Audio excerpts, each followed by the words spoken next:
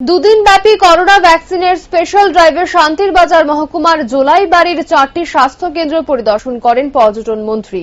Corona vaccine প্রদানে সারা দেশের মধ্যে ত্রিপুরাকে বিশেষ স্থানে নিয়ে যাবার জন্য লক্ষ্য রেখে কাজ করে চলেছে রাজ্য সরকার। রাজ্য সরকারের প্রচেষ্টায় করোনা ভ্যাকসিন প্রদানে অক্লান্ত পরিশ্রম চালিয়ে যাচ্ছে স্বাস্থ্য দপ্তরের কর্মীরা। শান্তির বাজার মহকুমার স্বাস্থ্য দপ্তরের কর্মীরা প্রতিনিয়ত পাহাড়, জঙ্গল ও গভীর নদী নালা পার হয়ে ভ্যাকসিন পৌঁছে দিচ্ছে সকলের কাছে।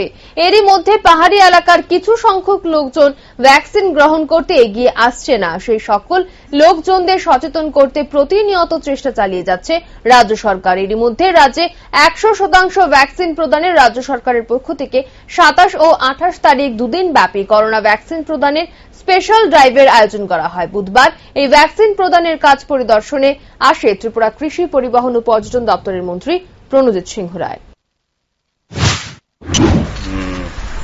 আমাদের রাজ্য